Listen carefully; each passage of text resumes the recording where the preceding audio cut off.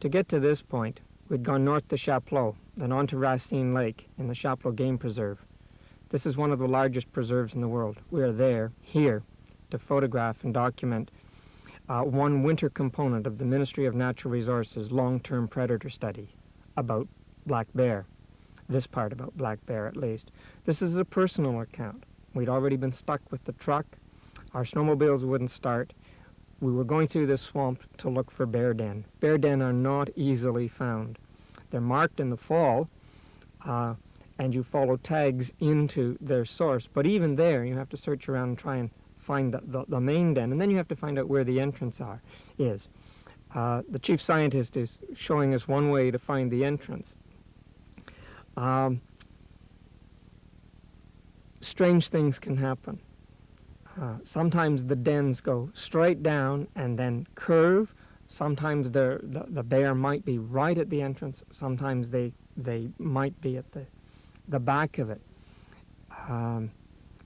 The bear might be quite sleepy. It might be quite awake.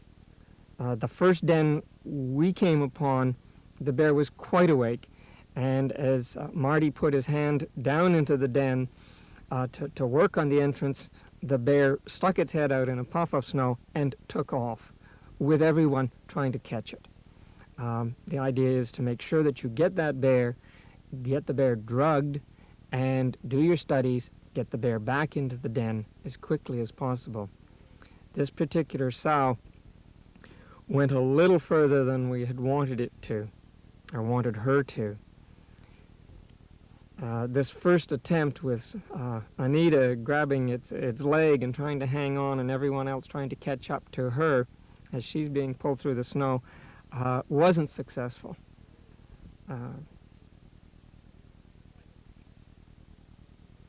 The yearling cub was also in the den with the sow. We were able to get this one out, although it also was fairly awake and started out. Tim, the conservation officer, was able to slow it down a bit. And if you look closely at the photograph, you'll see the syringe in one of the technician's hands. And once the drug is in the bear, by the way, they try and put the needle in a muscular part of the animal, near the neck. And then you have to help that bear calm down.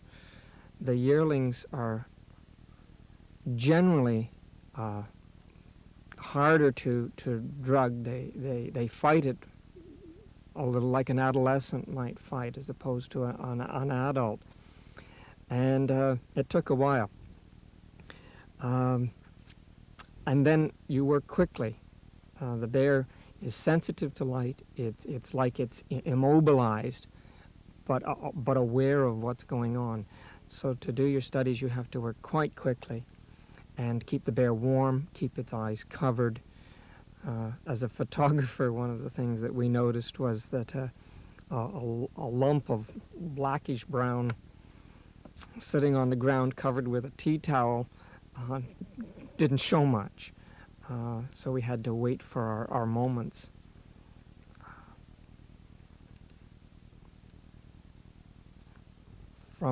Also from an observer's point of view, which I guess is what a photographer is, these technicians sit on their snowshoes for ages at a time, and it was cool. It was about -25 that day. And your hands would get quite cold, and then you'd put your mitts on, and then you'd take your mitts off, and you'd just, stomp around a little bit, but a lot of it was just waiting. And with each of these bear, the studies are not just about bear, but there can be implications too for human studies. Bear go into a den in the late fall and don't eat again until the spring. The young are born in that den and fed with a mother that's not eating. The mother doesn't go to the washroom, defecate, urinate. we couldn't do that. They're able to recycle their fluids or use their fluids differently than us. The dens aren't that particularly warm either. By the way, you have to weigh the bear is one of the studies. And as you see, I tried to lift one of those. I won't get into that part. We'll leave that out. The first bear, the sow, took off, as I indicated earlier. The chief scientist followed the bear quietly. The less distance it went, the better. After a few hundred yards, the bear slowed down, decided to climb a tree. The scientist had to wait until the bear decided to come back down out of the tree before he could give it a tranquilizer. The bear then proceeded to go back up the tree, and we had to work to get the bear out. Sometimes you might have to climb it. Sometimes you have to climb it and then put a net on it and lower the bear down. In this particular case, we had to cut the tree down, and you had to make sure that the bear would fall into fluffy snow so that it wouldn't be hurt. It was done well. It was an incredible display of axemanship and cooperation from everybody. The bear then had to be carried back up a hill, and I say a couple of hundred yards. It felt more like half a mile back up the hill, or half a kilometer. And these trees don't grow walking distance apart.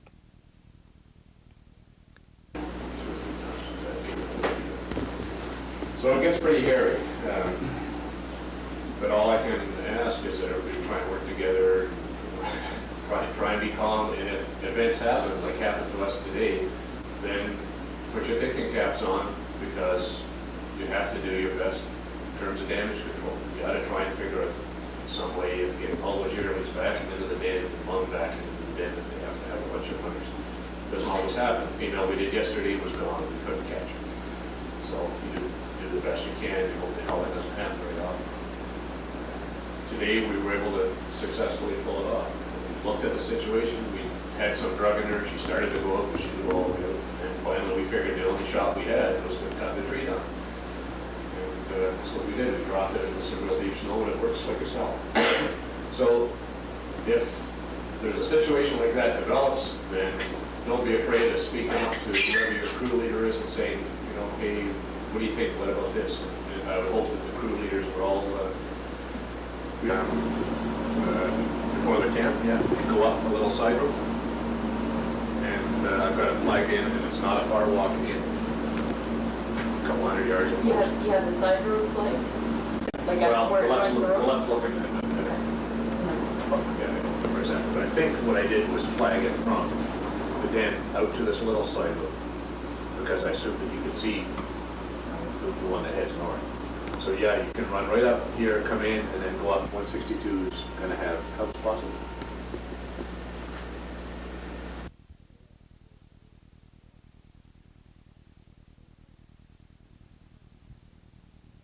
Day 2 dawned sunny and bright. We'd broken up into teams, and as you heard from the first snippet of video, more about yesterday's experience. Today turned out to be a textbook case.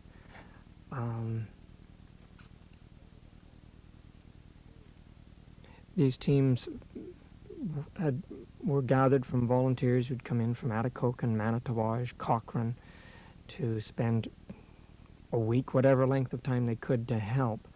The idea is to search 30 bear den in 3 weeks, and you can have all sorts of weather conditions, all sorts of problems with each bear. You might think you're going to get 2 done a day, and you end up getting 1. The land in the Chapleau Game Preserve is like a series of ridges like fingers, and you're either riding along a ridge or over a ridge. To find the first bear this day we went 45 kilometers on the snowmobiles, much of it along logging roads that had not been plowed. So there was a great deal of breaking trail.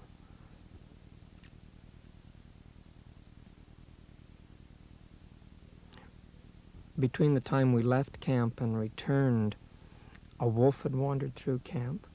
We got away at 8 o'clock in the morning, which was a good start, considering, again, our snowmobile wouldn't start. This time we'd even tried blowing out the gas line. It indeed had frozen. We'd changed the spark plug, stuff like that. I say we dug the snowmobiles out many, many times. We had trouble finding this bear. It was the northernmost bear, and we knew there had been a washout. Well, when we got to a fork in the road, we followed one and found a washout, and followed the other and found a washout. So we tried to locate it. We used the radio tracker. One of the things that happens with the trackers is the batteries wear down throughout the winter, and we're going to change it. In this particular case, it didn't help us locate the bear. By 1 o'clock, though, we had found the trail in. It was just over that ridge that the bear den was. And just over that ridge, and maybe just over the next ridge, just a little bit. The snow in the Chapleau district at this particular trip was almost up to your waist. And snowshoes, while great, going through swamps, it's slow progress. The COs were saying, the conservation officers were saying that from their ratings, travelers, early explorers and so on could cover about 4 kilometers a day. And that seemed about right to us. Plus you've got all your gear on the back. Bear don't build their dens necessarily where humans want them. So this particular den was on a hillside on about a 30-degree slope. And not much space for the team of us, the 5 or 6 of us, to work around. The next part of this program will be a video taken right from about this part on. Well, we're at the den site. My voice right now is being dubbed over. So the rest of the video, though, is as quiet as we were.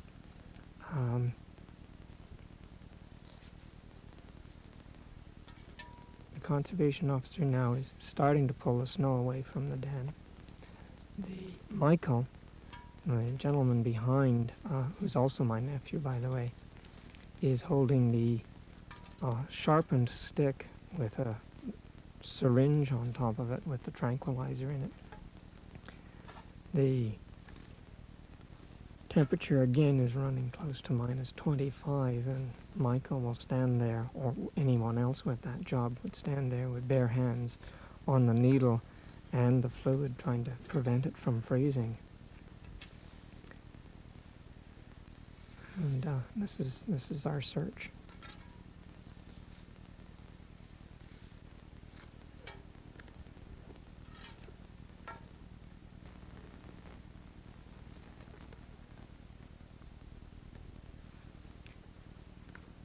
Tim can catch glimpses of the bear. It's fairly close to the entrance, but the bear shuffles around every once in a while, and he wants to make sure when he tries to tranquilize it that he gets the needle into the neck area. It's not just the neck area, and I mentioned that yesterday, or on yesterday's trip. It's not just so much that the neck area is where you're aiming, it's that you can find it because of the radial collar. You can identify that spot.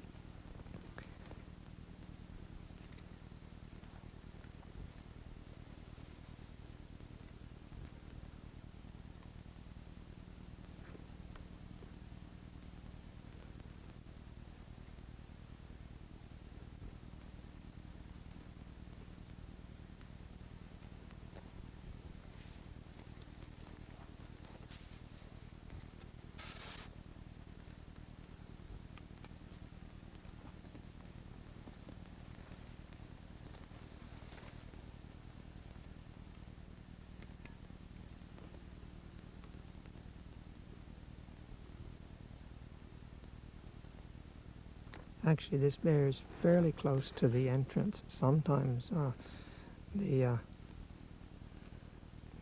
volunteer has to be lowered into the den, and sometimes the signal is the signal is always when I kick my feet, get me out. Sometimes people think they're kicking their feet because they're trying to get into the hole a little bit more, a little bit deeper.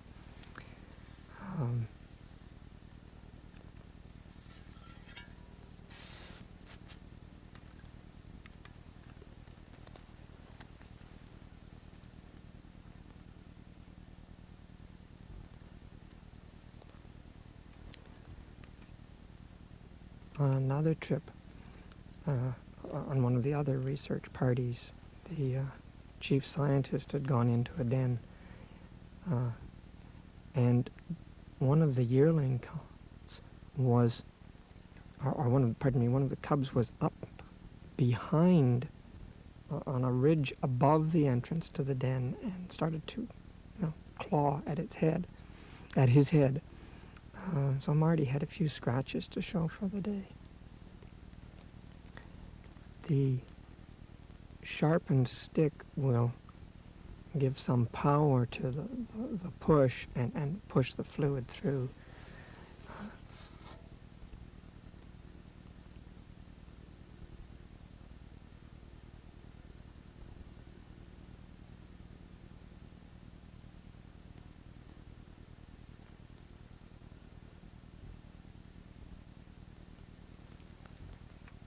The bear moves a bit.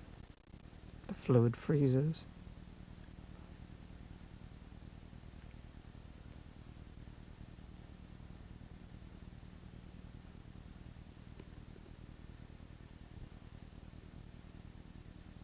These guys are doing 30 dens in a very short time.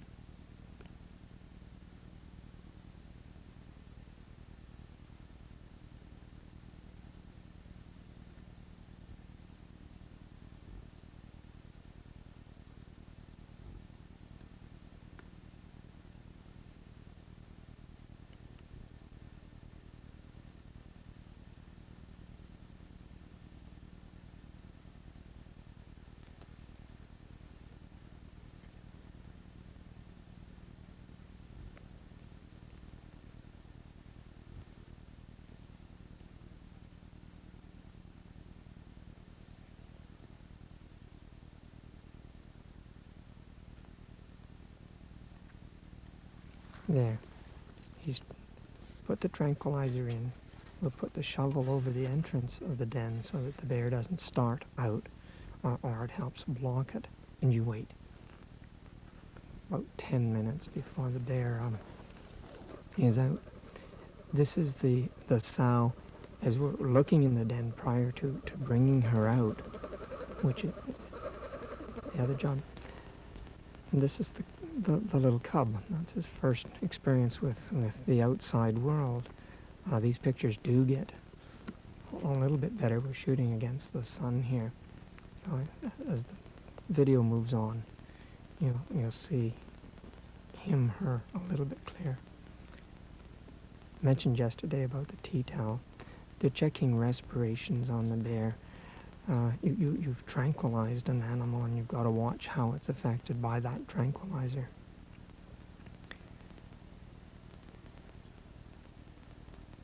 There's drugs to help wake the bear up. You might have to give it another tranquilizer also. These guys are squirmy little things. They get it in your coat and they'll move around through and up towards the head or somewhere under your arms or somewhere, and you're sort of always trying to hang on to them. They're removing last year's radio collar, putting a new one on.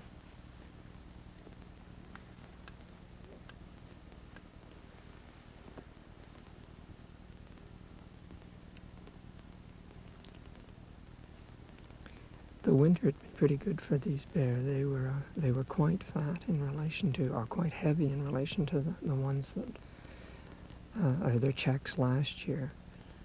This particular sow weighed 160 pounds, I believe.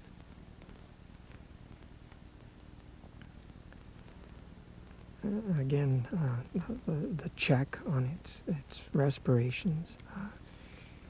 If there are problems, CPR has been done successfully. Their rate of success, our Ministry of Natural Resources success is incredibly high in relation to other bear research projects around the world. It's almost 100% success rate.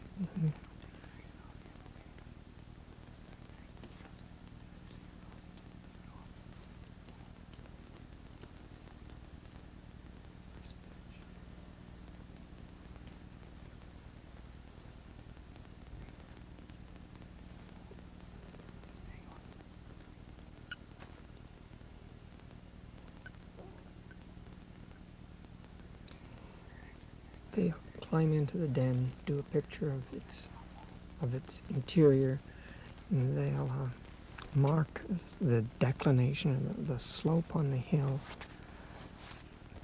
Some of these dens might be the size of the lower part of a closet. Others might range for 10 square feet and have little bumps. Some of them slope down and curve up and over so that it's a little harder for something to get in and bother them. Little cubs, when they're born, it's almost like they're born prematurely. This particular, and a little like a kangaroo in that sense, although they don't go into a pouch. Their hind feet can't work. We tried to get a picture, by the way, of the den. None of us were successful with that particular activity. This was a large stump that had fallen down on the hill, and then the bear had climbed in under it and widened it just a bit. Very clean, no smell. Bears shed their foot pads in the winter. And they're checking the amount of how much has been shed to this point.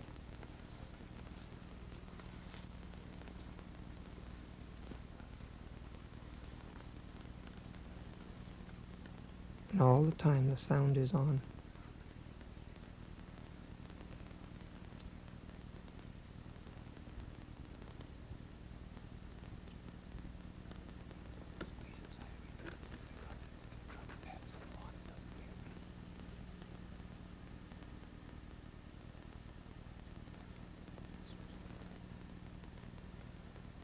These researchers have been all over the place. They've been to Alaska, down doing wildlife studies in Virginia, North Carolina. Part of this study also involves polar bears, so they'll be going in a week or so up to the edges of Hudson Bay and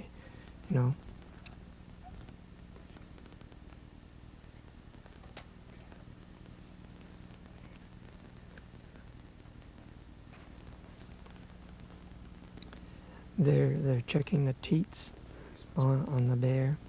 She has 6, and then they're separated, unlike many mammals that are, relatively evenly spaced. This is sort of a group of 4, and then 2, and then there's seems to be a bare spot between them, and it's quite possible that this is a loss of heat for the sow. And the cub finds that source of heat and knows where to come and get its milk. Last year they took a tooth out of this bear to do some studies. And now we're taking blood from the underside of the tongue.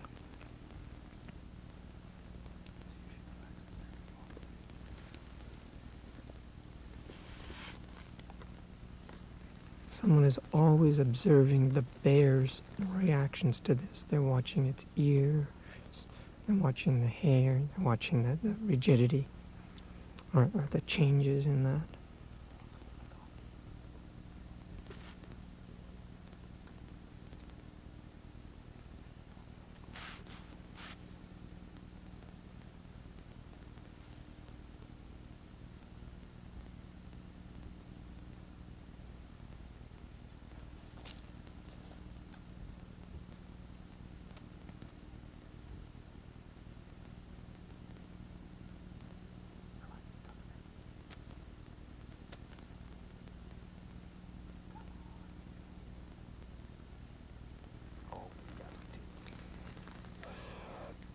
The little cub is getting an ear tag.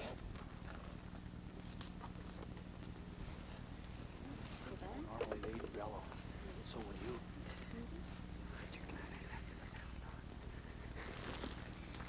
And then he'll get fully measured.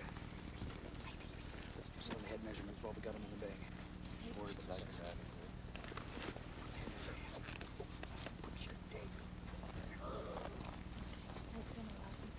Okay, right to the widest part.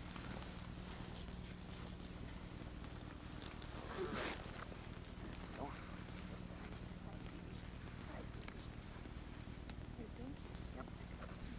70, you read on the green thing and then you go to the 2, just round yeah, it off. round it off. 72. 2, skull line. Nose to the thumbs.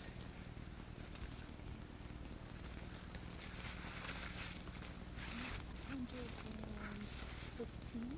115. Froston, right? Boston Pike.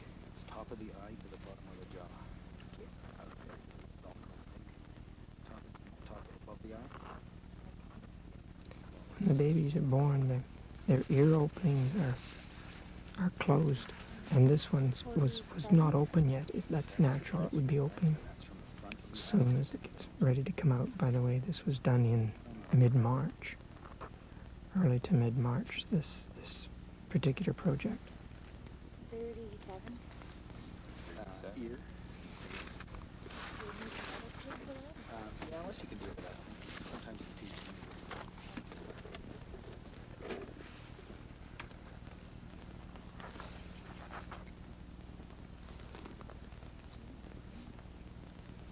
Oh, wait a second.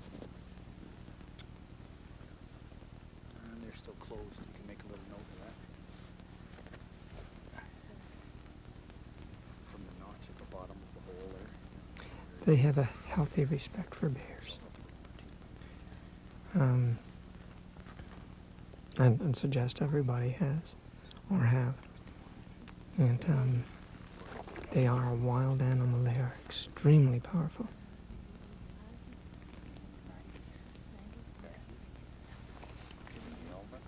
That was Alma. Oh, I mentioned that Marty had been scratched by a cub. Actually, it was a yearling. And Hooks on the scalp to the over my tip of my finger. 85. And the nectar.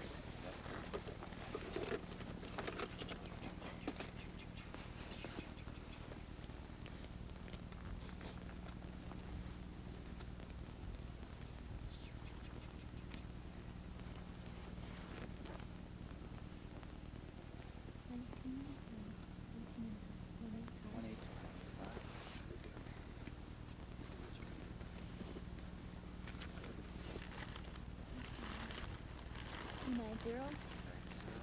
She is a little girl.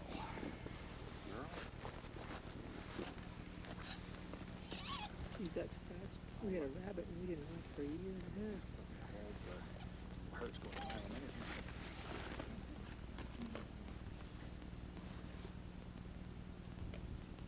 It's old. Quick, it's gonna slip.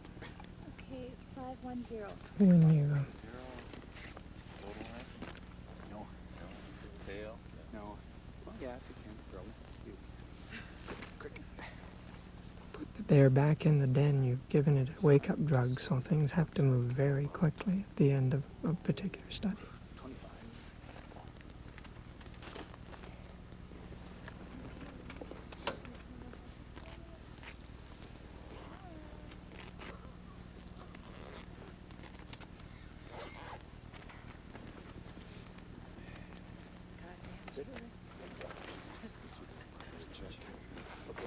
I think this is why everyone volunteers to go on these types of expeditions. It was an incredible experience.